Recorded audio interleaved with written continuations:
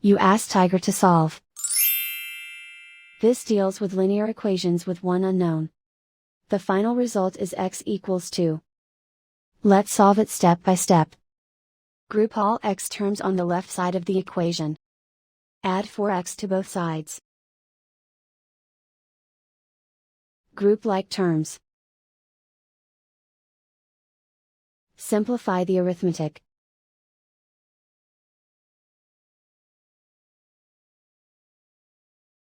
Group all constants on the right side of the equation. Add 10 to both sides. Simplify the arithmetic.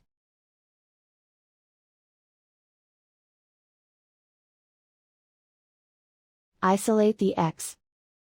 Divide both sides by 5. Simplify the fraction. Find the greatest common factor of the numerator and denominator. Factor out and cancel the greatest common factor. And so the final result is x equals 2.